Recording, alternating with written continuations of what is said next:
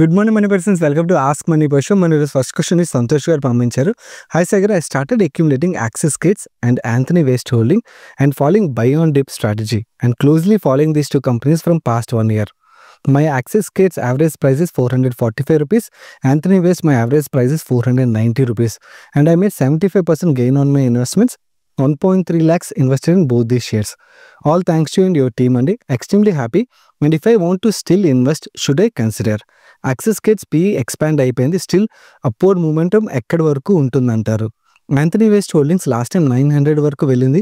So still good time to invest అంటారు. Okay, రెండు companies గురించి డీటెయిల్గా మాట్లాడుకుందాం అండి. దానికన్నా ముందు మీ అందరికీ యూట్యూబ్లో ఒక వీడియో అయితే సజెస్ట్ చేస్తాం. మన ఈరోజు ఆస్క్ మనీ పోస్ట్ అయిన తర్వాత తప్పకుండా చూడడానికి అయితే ప్రయత్నించాను. నేను ఈ వీక్లో చూసాక నాకైతే చాలా ఇన్సైట్స్ అయితే ఈ వీడియో నుంచి దొరికాయి అన్నమాట. మనం డ్రోన్ టెక్నాలజీలోని అడ్వాన్స్ కంట్రీ అనగానే ఏ కంట్రీ అనుకుంటాం? కింద కామెంట్ చేయండి తప్పకుండా. మీకు ఏమనిపించిందో కామెంట్ చేయండి. ఓకే, హానెస్ట్గా కామెంట్ చేయండి. ఓకే, వీడియో చూసొద్దు. ఓకే, వీడియో చూడకుండా కామెంట్ చేస్తే ఏమవుతుందంటే మనకి కూడా ఆ వీడియో చూసినప్పుడు ఇంకా క్లారిటీ వస్తుంది అన్నమాట. ఓకే, నా పర్సెప్షన్ అయితే కంప్లీట్లీ రాంగ్ అని తేలింది. మనం ఆపరేషన్ సింధూర్ రిలేటెడ్ కావచ్చు, లేదా ఉక్రెయిన్ రీసెంట్ రష్యా మీద అటాక్ ఏదైతే చేసిందో దాని రిలేటెడ్ కావచ్చు, మనకి డ్రోన్ అండ్ అలాగే కౌంటర్ డ్రోన్ టెక్నాలజీ రిలేటెడ్గా వార్స్లోని అండ్ అలాగే ఏదైతే కాన్ఫ్లిక్ట్స్లోని వీటిలోని ఇంపార్టెన్స్ ఏంటనేది అర్థమైంది కదా. ఫ్యూచర్లోని ఇవి చాలా క్రిటికల్ రోల్ అయితే ప్లే చేయాలని చాలా కంట్రీస్ డ్రోన్ అండ్ అలాగే కౌంటర్ డ్రోన్ టెక్నాలజీ రిలేటెడ్ చాలా ఇన్వెస్ట్మెంట్స్ అయితే డెఫినెట్లీ చేస్తారు. ఎవరైతే ఇప్పటివరకు చేయట్లేదో వాళ్ళైతే తప్పకుండా ఇన్సిడెంట్ల తర్వాత అయితే చేస్తారు. దానివల్ల దీని రిలేటెడ్గా వర్క్ చేసిన కంపెనీస్ ఏవైతున్నాయో వాళ్ళకి మంచి బిజినెస్ ఆపర్చునిటీ అయితే క్రియేట్ అవుతుంది. కమిటీ నేను రిఫర్ చేసిన వీడియో విషయంకి వచ్చేసరికి why this Russian drone developer isn't impress with US technology అని చెప్పి యూట్యూబ్లో ఒకసారి సెర్చ్ కొట్టండి. మీకు ఇప్పుడు స్క్రీన్ మీద కనబడుతున్న ఈ వీడియో ఏదైతే ఉన్నదో అది కనబడుతుంది. ఆ వీడియోని కొంచెం టైం తీసుకుని చూడండి. లాంగ్ వీడియో ఇది, టైం తీసుకుని చూడడానికి ప్రయత్నించండి. మీకు డ్రోన్ టెక్ రిలేటెడ్గా చాలా ఇన్సైట్స్ అయితే దొరుకుతాయి. Coming to first access kits గురించి అయితే మాట్లాడుకుందాం. యాక్చువల్లీ రీసెంట్గా మేనేజ్మెంట్ చేంజెస్ ఏవైతే జరిగాయో డెఫినెట్లీ మార్కెట్ అయితే చాలా పాజిటివ్ ఉన్నది. ఎందుకంటే ప్రీవియస్గా ఈ కంపెనీని గ్రో చేసిన టీం ఎవరైతే ఉన్నారో వాళ్ళందరూ జాయిన్ అయ్యారు. డాక్టర్ సంపత్ గారు జాయిన్ అయిన తర్వాత ఒక్కొక్కరి తర్వాత ఆయన పాత టీం ఏదైతే ఉందో వాళ్ళందరినీ తీసుకొచ్చారన్నమాట. దాంతో ఫస్ట్ థింగ్ మేనేజ్మెంట్ పరంగా మార్కెట్ బులిష్నెస్ అయితే మనకు క్లియర్లీ కనబడుతుంది. ఎందుకంటే స్టాక్ పడిన తర్వాత ఆ రివర్సల్ ఏదైతే ఉన్నదో ఆ మ్యాసివ్ రివర్సల్ అంతా కూడా మనకి న్యూ టీమ్ రావడంతోనే జరిగింది. అండ్ రీసెంట్గా రిజల్ట్స్ తర్వాత స్టాక్ ర్యాలీ విషయంకి వచ్చేసరికి 2-3 మేనేజ్మెంట్ స్టేట్మెంట్స్ ఏవైతే వాటి వల్ల కంప్లీట్ మార్కెట్ అయితే చాలా గంగు అయిపోయింది. ఒకటి 2030 కల్లా $1 బిలియన్ టాప్ లైన్ అంటే 9,000 crores రెవెన్యూని అయితే హిట్ చేస్తామని చెప్పి మేనేజ్మెంట్ కామెంట్ చేయడం. అండ్ అలాగే కర్ణాటకలో దేవునిలోని radars, unmanned systems, aircraft components, strategic electronic components రిలేటెడ్గా మ్యానుఫ్యాక్చరింగ్, టెస్టింగ్ అండ్ అలాగే రిపేర్ ఫెసిలిటీని వీళ్ళు స్టార్ట్ చేయబోతున్నట్టుగా అండ్ దీని రిలేటెడ్ కమింగ్ 3 yearsలోని ఇన్వెస్ట్మెంట్స్ చేయబోతున్నట్టుగా మేనేజ్మెంట్ చెప్పడం. అండ్ అలాగే హైదరాబాద్లోని మిసైల్ ఇంటిగ్రేటెడ్ ఫెసిలిటీ ఏదైతే ఉన్నదో అది కమిషన్ చేయబోతున్నట్టుగా FY26 సెకండ్ హాఫ్ ఎండింగ్ కల్లా కమిషన్ చేస్తామని మేనేజ్మెంట్ అయితే కామెంట్ చేశారు. ఓవరాల్గా వీళ్ళు కోర్ బిజినెస్ అండ్ అలాగే నాన్ కోర్ బిజినెస్ అండ్ బిజినెస్ని సెగ్రిగేట్ చేయడం, డిఫెన్స్ అండ్ అలాగే ఏవియేషన్ సెగ్మెంట్స్ ఏవైతే వీటి రిలేటెడ్ ఫోకస్ని బాగా పెంచడంతో మార్కెట్ కూడా చాలా బులిష్గా ఉన్నది. అండ్ మేనేజ్మెంట్ ఏకంగా 9,000 crores రెవెన్యూని 2030 కల్లా టార్గెట్ పెట్టుకున్నాం. And that 24% EBITDA margin generate చేస్తామని ఏదైతే చెప్పారో దాంతో మార్కెట్ అయితే చాలా బులిష్ అయిపోయింది. బులిష్నెస్ అయితే బాగానే ఉన్నది. కానీ హానెస్ట్గా చెప్తాను, నార్మలీ ఎవరైనా కూడా వాళ్ళు హోల్డ్ చేసిన కంపెనీస్ రిలేటెడ్గా ఏదైనా కన్సర్న్ ఉన్నట్టయితే కన్సర్న్ ఎప్పుడు మాట్లాడరు. ఓకే, ఎప్పుడంటే ఆ కన్సర్న్ రిలేటెడ్ బయటకు వచ్చిన తర్వాత మాట్లాడడానికి ప్రయత్నిస్తారు. నేనైతే పర్సనల్లీ ఇలాంటి కామెంటరీ రిలేటెడ్ కొంచెం భయపడతాను.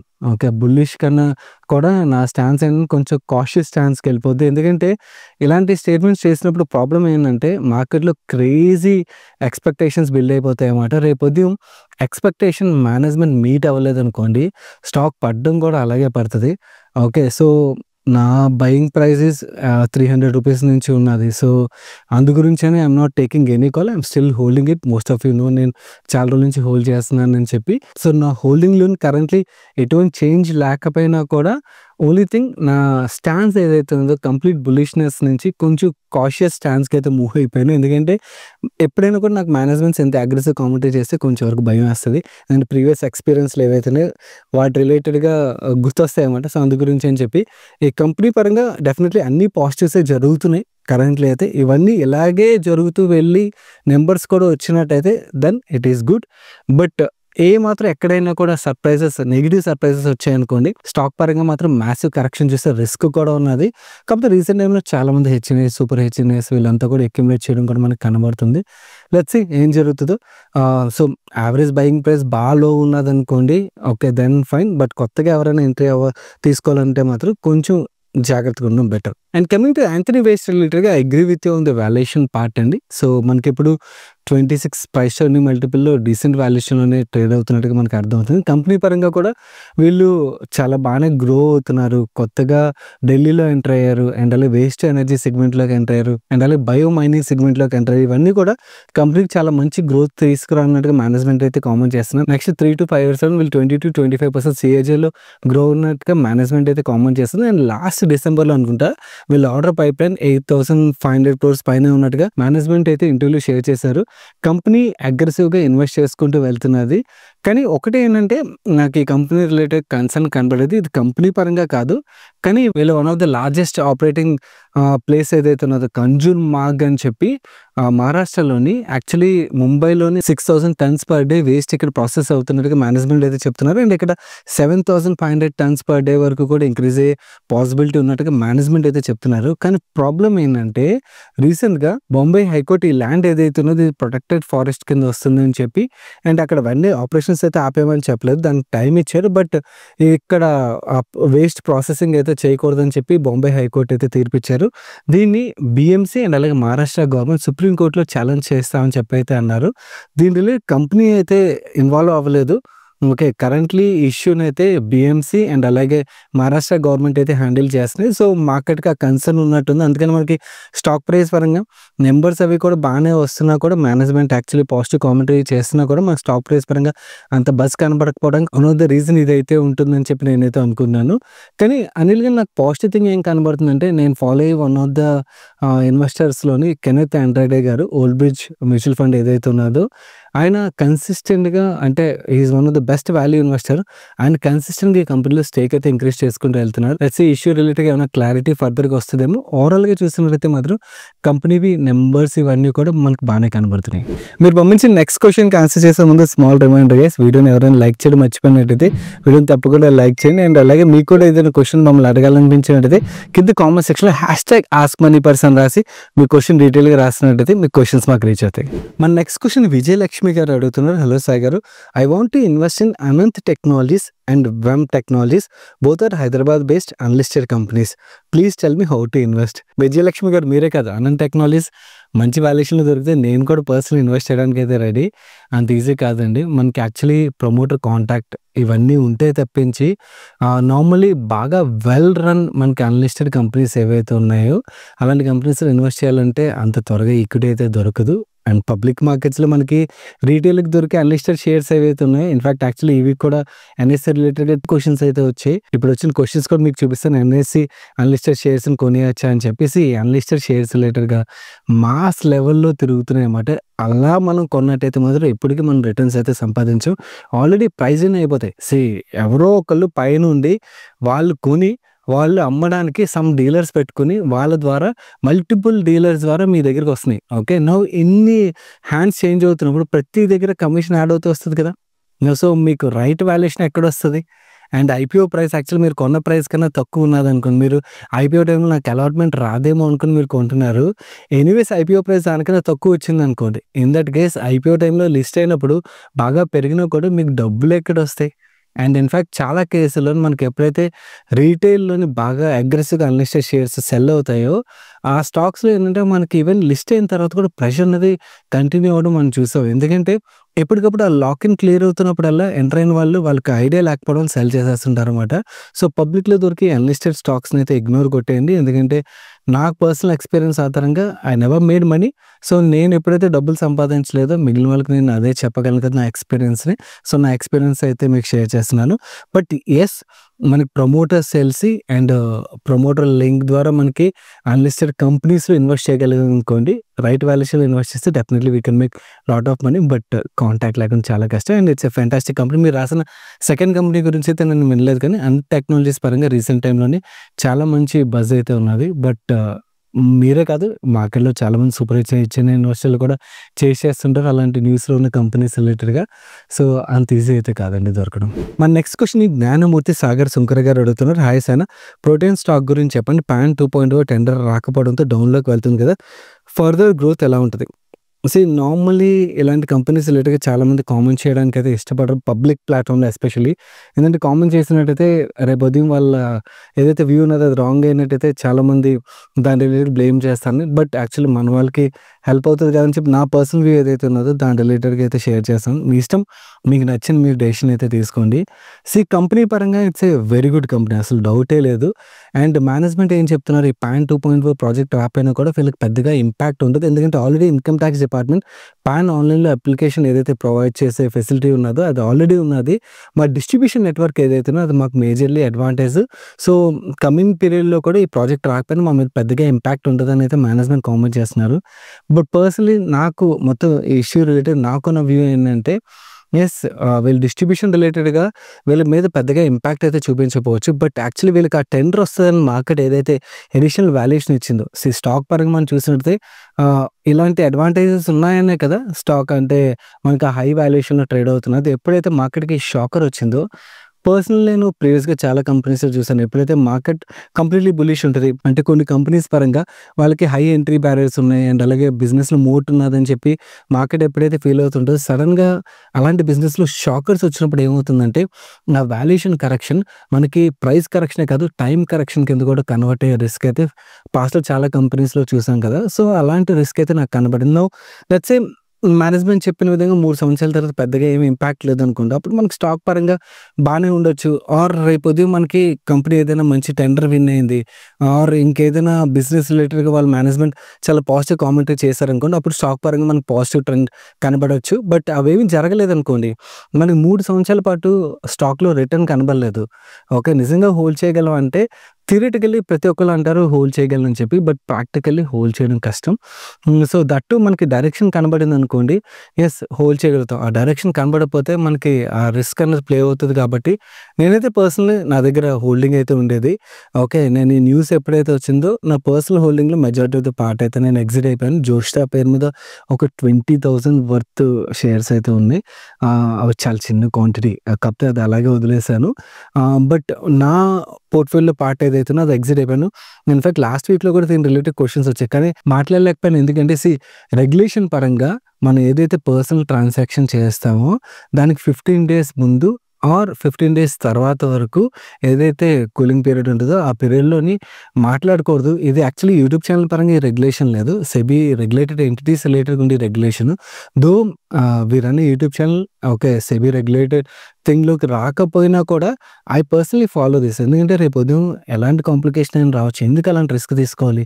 సీ ఇప్పుడు నేను ఏదైనా రిస్క్ తీసుకొని మాట్లాడేసాననుకోండి రెగ్యులేషన్స్ ఫాలో అవ్వకుండా, రేపు ఉదయం ఏదైనా కాంప్లికేషన్ వస్తే ఛానల్ రిలేటెడ్ ఇష్యూ అయితే నాకేదో పర్సనల్ ఇంపాక్ట్ అయిపోద్దని కాదు. ఓవరాల్‌గా ఈ ఛానల్ రిలేటెడ్ మిషన్ ఏదైతే ఉందో దాని మీద కూడా ఇంపాక్ట్ పడతది కదా! మిమ్మల్ని ఒక సస్టైన్డ్ వేలోని రెగ్యులర్‌గా ఎప్పటికప్పుడు మీకు ప్రాపర్ గైడెన్స్ ఇస్తూ, మీకు ఆ ఇన్ఫర్మేషన్ ఎప్పటికప్పుడు మార్కెట్ కన్నా ముందు షేర్ చేస్తూ, మిమ్మల్ని డ్రైవ్ చేస్తూ వెళ్ళామనుకోండి, అప్పుడే కదా మన తెలుగు వాళ్ళలోని మార్కెట్స్ పరంగా, ఫైనాన్షియల్ నాలెడ్జ్ పరంగా ఇంప్రూవ్ చేసుకుంటూ వెళ్ళగలను. సో, దానికే దెబ్బ పడితే ఎలా? సో, దాని రిలేటెడ్‌గా నేను అలాంటి రిస్క్‌లు అయితే తీసుకోను. సో, అందు గురించి అని చెప్పి లాస్ట్ వీక్‌లో మాట్లాడలేకపోయాను.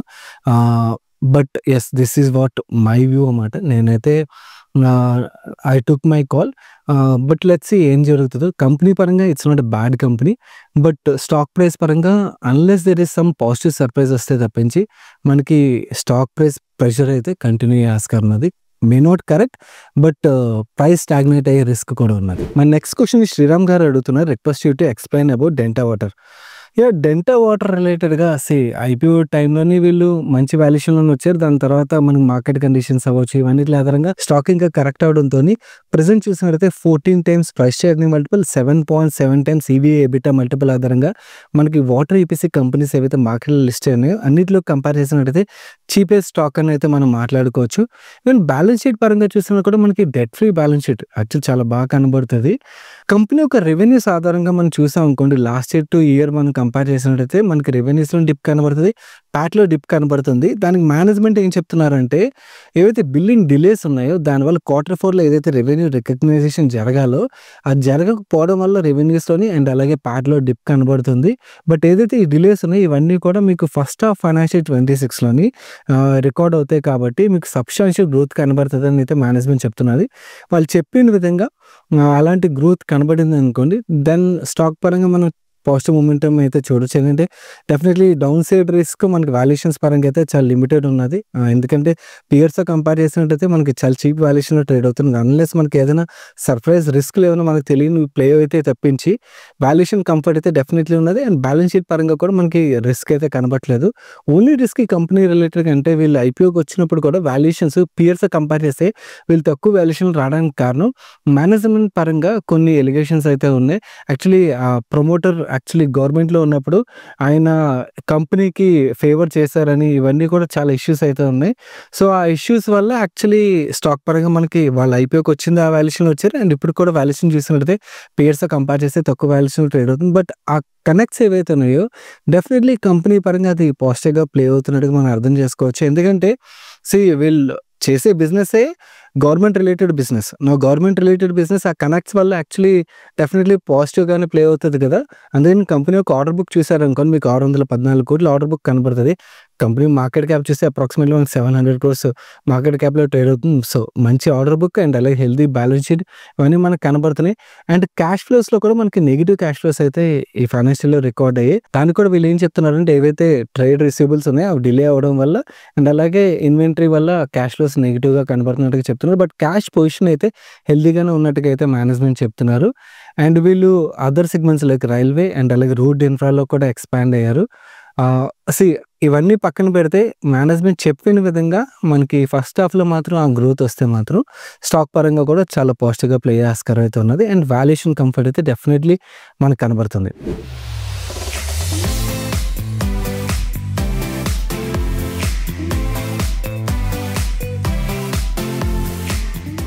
నాది సండే ఫండే సజెషన్ విషయంకి వచ్చేసరికి టూరిస్ట్ ఫ్యామిలీ అని చెప్పి ఒక మూవీ అయితే చూశాను. యాక్చువల్లీ ఈ మూవీ తమిళ్లో రిలీజ్ అయిన తర్వాత చాలా బజ్ ఉండేసరికి తెలుగులోని డబ్ చేస్తారో లేదో అని చెప్పి అనుకున్నాను. బట్ హాట్‌స్టార్‌లోని మన తెలుగు లాంగ్వేజ్‌లో కూడా ఈ మూవీని అయితే రిలీజ్ చేశారు. మరీ అంటే హైప్ బీభత్సంగా ఉన్నది. అంత హైప్ అయితే పెట్టుకోకండి.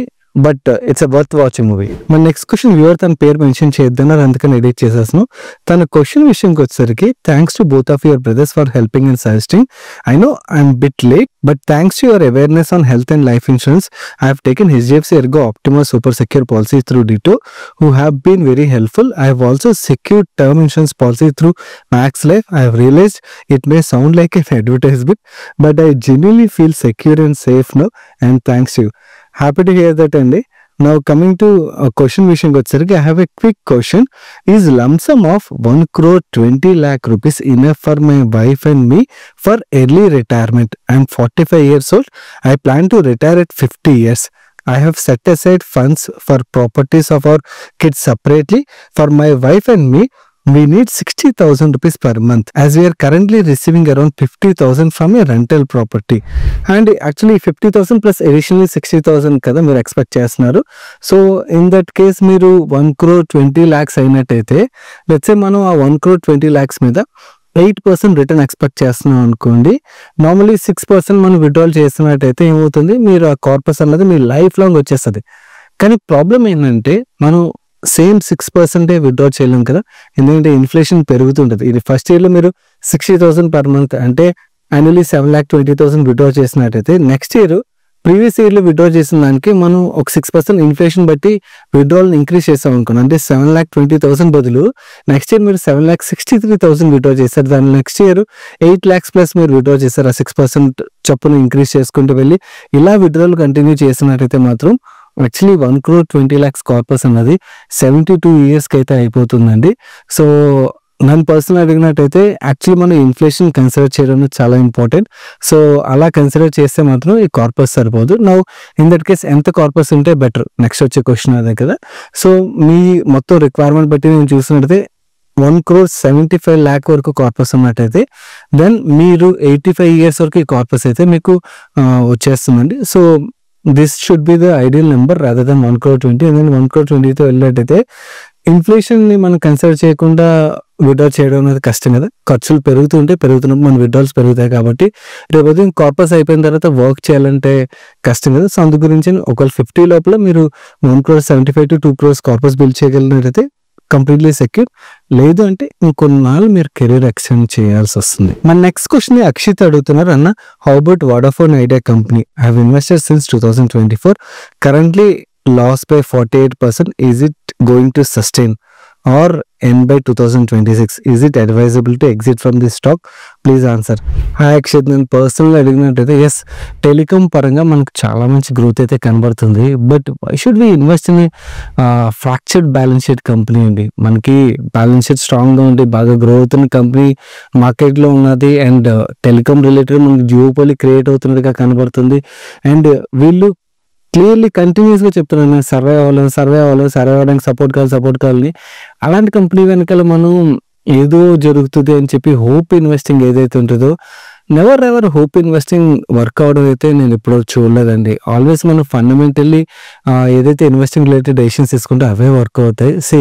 ఇదే పీరియడ్లో మీకు Airtel would have delivered better return కదా. ఇన్ఫాక్ట్ ఫ్యూచర్లో కూడా ఆర్పూస్ ఏదైతే లెవెల్లో గ్రో అవుతాయని చెప్పి మార్కెట్ యాంటిసిపేట్ చేస్తుందో అదే లెవెల్లో ఆర్పూస్ గ్రో అయినట్టయితే డెఫినెట్లీ ఎయిర్టెల్ స్టాక్ పరంగా కూడా మనం చాలా మంచి గ్రోత్ అయితే చూడొచ్చు.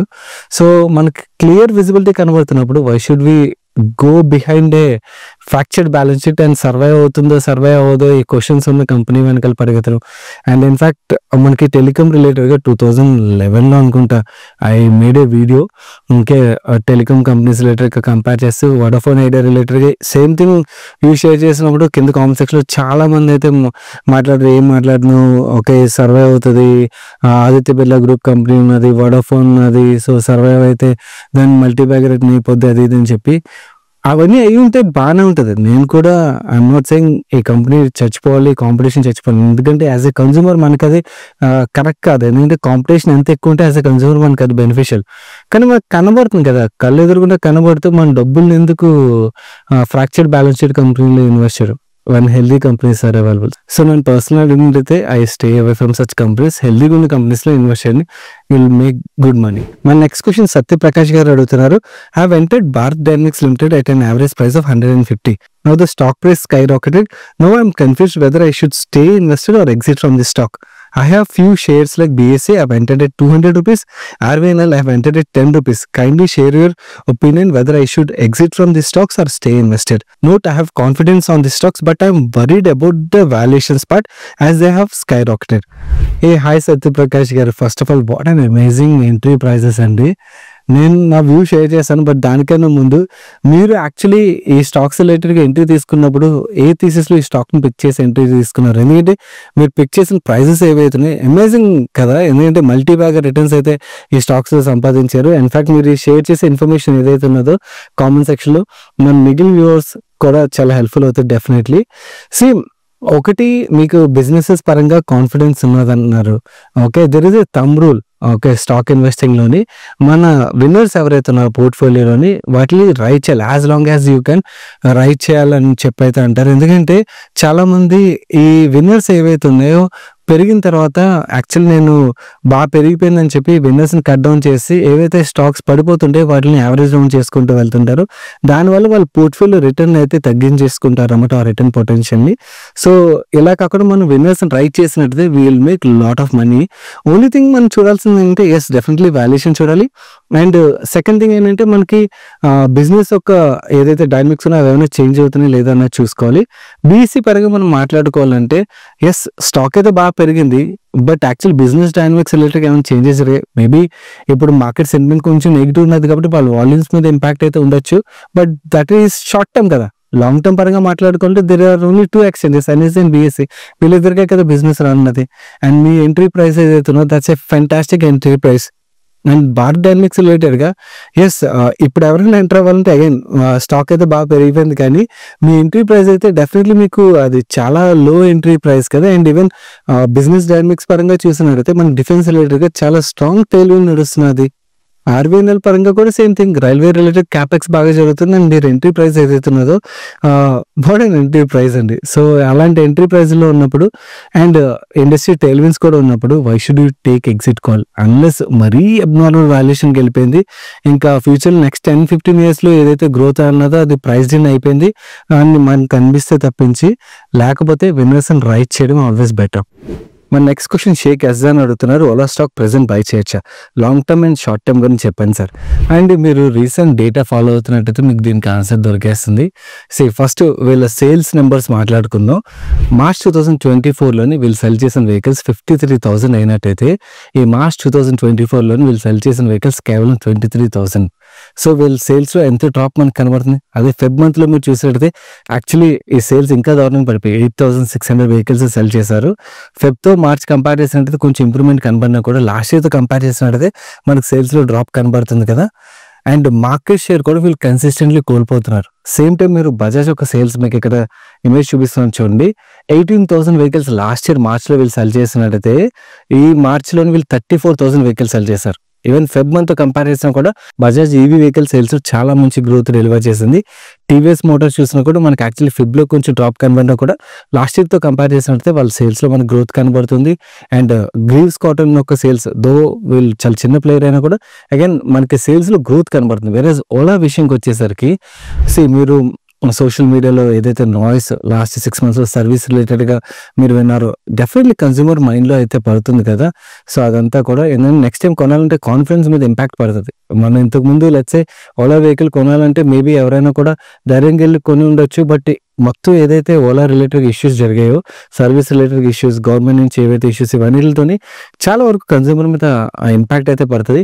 అండ్ ఈవెన్ వీళ్ళు యాక్చువల్లీ ఏవైతే లాంచెస్ గురించి చెప్పారు, రోడ్ స్టార్ లాంచ్ కానీ లేకపోతే వేరే అదర్ స్కూటర్స్ లాంచ్ రిలేటెడ్గా వాళ్ళు ఏవైతే అనౌన్స్మెంట్ చేశారో అవన్నీ డిలేస్ అవ్వడం ఇవన్నీ కూడా యాక్చువల్లీ ఇంపాక్ట్ అయితే చూపిస్తున్నాయి. వీళ్ళ సేల్స్ మీద చూపిస్తున్నాయి. దాని ఒక ఇంపాక్ట్ మనకి స్టాక్ ప్రైస్ మీద కూడా కనబడుతుంది. ఈవెన్ వీళ్ళ సెల్ మ్యానుఫ్యాక్చరింగ్ కెపాసిటీ రిలేటెడ్గా కూడా ఐబీఐ టైంలో భావిష్ అగర్వాల్ గారు ఏం చెప్పారు, FY27 కల్లా 20 GW సెల్ కెపాసిటీ లైవ్ చేస్తామని ఆయన మార్కెట్కి ప్రామిస్ చేశారు. ఇప్పుడు దాన్ని డౌన్లోడ్ రివైజ్ చేశారు. FY27 కల్లా 5 GW సెల్ కెపాసిటీ లైవ్ అవబోతుందని చెప్పి. సో ఇవన్నీ కూడా డెఫినెట్లీ ఇన్వెస్టర్ యొక్క కాన్ఫిడెన్స్ మీద అయితే దెబ్బతీస్తే అది స్టాక్ ప్రైస్లో మనకు కనబడుతుంది. అండ్ దానికి తోడు ఇప్పుడు మీరు ఈ కంపెనీ కాదు ఎనీ ఈవీ స్టాక్ని టచ్ చేయాలని ఆలోచిస్తున్నా కూడా China rare earth metals related మన డైలీ మనుషులు చందు కవర్ చేశారు. మీరు ఫాలో అయినట్టయితే మీకు ఐడియా ఉంటుంది. దాని యొక్క ఇంపాక్ట్ ఓన్లీ ఓలా మీదే కాదు, మిగిలిన అదర్ ఈవీ రిలేటెడ్ కంపెనీస్ ఏవైతే ఉంటే వాటి మీద కూడా ఉంటుంది. సో దో గవర్నమెంట్ దాన్ని సాల్వ్ చేయడానికి అయితే ప్రయత్నిస్తుంది. బట్ అన్లెస్ దీని రిలేటెడ్ క్లారిటీ వచ్చే వరకు మాత్రం ఈవీ రిలేటెడ్ స్టాక్స్ మీద ప్రెషర్ అయితే ఉంటుంది. అండ్ దట్టు ఓలా రిలేటెడ్గా ఇన్ని నెగిటివ్ అప్డేట్స్ మనకి పాజిటివ్ కనపడాలి కదా. సో ఇన్ని నెగిటివ్ అప్డేట్స్ అండ్ అలాగే వీళ్ళు మార్కెట్ షేర్ కోల్పోవడం అండ్ కన్జ్యూమర్ కాన్ఫిడెన్స్ అన్నిటికన్నా ముఖ్యం. ఏంటంటే వీళ్ళు సెల్ చేసేది కన్జ్యూమర్స్కే కదా. కన్జ్యూమర్ కాన్ఫిడెన్స్ ఏదైతే సర్వీస్ రిలేటెడ్ కోల్పోయారో అది రీగెయిన్ అవ్వడానికి టైం పడుతుంది. సో అది రీగెయిన్ అవుతున్నట్టుగా కనబడుతుంది అనుకోండి మీకు ఎప్పుడైనా కూడా, అప్పుడు స్టాక్ రిలేటెడ్ మనం ఆలోచించవచ్చు. కానీ ఎప్పుడైనా కూడా ఏదైనా కంపెనీ మార్కెట్ షేర్ కోల్పోతుంది, సేల్స్లో డ్రాప్ కనబడుతుంది అని చెప్పి మనకు కనబడుతున్నప్పుడు స్టాక్ ప్రైస్ పడింది కదా అని చెప్పి నాకు ముందు చూసిన ప్రైస్ కన్నా కూడా ఇప్పుడు తక్కువ కనబడుతుంది అని చెప్పి మీరు కొన్నట్టయితే 50-60% పడింది అని చెప్పి ఇక్కడి నుంచి కూడా 50-60% పడదు అని చెప్పి there is no guarantee. Sales పడింది అనుకోండి, మార్కెట్ షేర్ ఇంకా కోల్పోయారు అనుకోండి, స్టాక్ ప్రైస్ ఇంకా ఫర్దర్గా పడుతుంది. అండ్ ఇదేం ప్రాఫిట్ జనరేటింగ్ కంపెనీ కూడా కాదు, లాస్ మేకింగ్ బిజినెస్ ఇది. అండ్ వీళ్ళు ఎప్పటికప్పుడు ఫండ్ రైజ్ చేయాలి. ఈవెన్ రీసెంట్గా చెప్పారు మళ్ళీ అగైన్ ఫండ్ రైజ్ చేయబోతున్నట్టుగా. సో ఎప్పటికప్పుడు వాళ్ళు సర్వ్ అవ్వడానికి ఫండ్ రైజ్ చేస్తూనే ఉండాలి. ఆ ఫండ్ రైజ్ కూడా సరిగ్గా జరగలేదు అనుకోండి, దాని రిలేటెడ్గా ఇన్వెస్టర్స్ యొక్క ఇంట్రెస్ట్ పెద్దగా కనబడలేదు అనుకోండి, అగైన్ మనకి స్టాక్ ప్రైస్ మీద ప్రెషర్ చూసే ఆస్కారం ఉంటుంది. సో అన్లెస్ మీకు కన్జ్యూమర్ సెంటిమెంట్ రివైవ్ అవుతుంది, వీళ్ళు లాంచ్ చేసిన వెహికల్స్కి డిమాండ్ కనబడుతుంది అని చెప్పి మీకు క్లియర్గా అనిపిస్తే తప్పించి ఓకే ఎప్పుడైనా కూడా ఇలా కన్జ్యూమర్ సెంటిమెంట్ హ్యాంపర్ అయిన కంపెనీస్ని మనం టచ్ చేసినట్టయితే అది రిస్కీ బెట్టే అవుతుందండి. మన నెక్స్ట్ క్వశ్చన్ కుందా వెంకటకృష్ణ గారు అడుగుతున్నారు, RBI is doing rate cuts but banks are not reducing interest rates, how we can reduce interest rates please suggest. And RBI reduce చేసినప్పుడు బ్యాంక్స్ రెడ్యూస్ చేయాల్సిందే. ఒకవేళ రెడ్యూస్ చేయలేని పక్షంలో మీరు ఒకసారి మీ బ్రాంచ్ని అప్రోచ్ అవ్వడానికి ట్రై చేయండి. ఎందుకు రెడ్యూస్ చేయట్లేదు, లేటెస్ట్ రేట్స్ ఏవైతే దాని ప్రకారంగా మీ ఇంట్రెస్ట్ రేట్ కూడా రెడ్యూస్ అవ్వాల్సిందే. వాళ్ళు దానికి రీజన్ చెప్తారు. కొన్నిసార్లు ఇంతకుముందు పాతప్పుడు ప్రాసెస్ అయి ఉండేదంటే ఒక స్మాల్ ఫీజు కట్టి ఒక లెటర్ సబ్మిట్ చేసినట్టయితే దెన్ రెడ్యూస్ చేసేవారు, ఆ ప్రాసెస్ కూడా వెళ్ళిపోయింది. సో ఇప్పుడు ఆటోమేటిక్గా రెడ్యూస్ చేసేస్తున్నారు. అలాంటి కేసులో కూడా మీకు రెడ్యూస్ చేయనట్టయితే మాత్రం దట్స్ నాట్ ఫెయిర్. సో ఒకవేళ మీరు ఎన్బిఎఫ్సి దగ్గర తీసుకుంటే మోస్ట్లీ బ్యాంక్స్ దగ్గర అయితే నేను రీసెంట్ టైంలో చూస్తున్నాను రెడ్యూస్ చేసేస్తున్నారు. ఏదైనా ఎన్బిఎఫ్సి మీకు అలా చేస్తున్నట్టయితే ఏదైనా బ్యాంక్ మూవ్ చేసేయడానికి ట్రై చేయండి. ఎందుకంటే బ్యాంక్స్లో ఇన్ఫాక్ట్ మీకు ఎన్బిఎఫ్సీల కన్నా తక్కువ ఇంట్రెస్ట్ రేట్కి లోన్ దొరుకుతుంది. సో మీకు ఒకవేళ ఆ ఇంట్రెస్ట్ వేరియేషన్ బాగా ఉన్నదనుకోండి, మీకు ఇనీషియల్గా కొంచెం కాస్ట్ పడినా కూడా you can make it up in long term. మన నెక్స్ట్ క్వశ్చన్ గ్రాస్పింగ్ ఇన్ఫో అనే హ్యాండిల్ నుంచి వచ్చింది. హై బ్రో, మార్కెట్ గురించి ఐడియా లేని వాళ్ళకి ఇండెక్స్ ఫండ్స్ ఆర్ ఈటీఎఫ్స్ బెటరా? ఈటీఎఫ్స్ లో వాల్యూమ్ బాగా ఉన్న వాటిలో ఇన్వెస్ట్ చేయాలంటారు కదా. సో ప్రెసెంట్ వాల్యూమ్ బాగా ఉన్న ఈటీఎఫ్స్ ని సెలెక్ట్ చేసుకుని ఇన్వెస్ట్ చేసిన కొన్ని ఇయర్స్ అయ్యాక వాల్యూమ్ తగ్గకుండా ఉంటాయా మరి?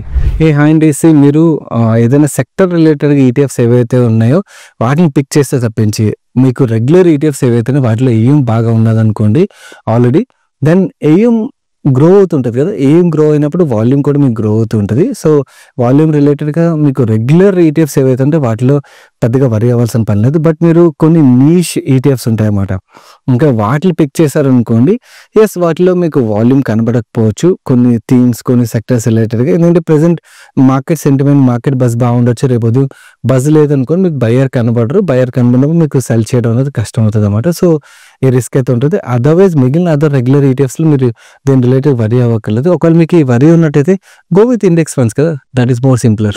So that's it for today's ask money by show guys. Actually March తర్వాత టర్మ్ ప్లాన్స్ రిలేటెడ్గా చాలా చేంజెస్ వచ్చాయి. ఈ కొత్త చేంజెస్ ఏవైతే వచ్చాయో వాటిని డీటెయిల్గా ఎక్స్ప్లెయిన్ చేస్తే మీకు నేను ఒక వీడియోని అయితే రిలీజ్ చేసి ఎవరైనా చూడకుండా ఉన్నట్టయితే ఇక్కడ వెనకాలలో ఉంటే తప్పకుండా చూడడానికి అయితే ప్రయత్నించండి.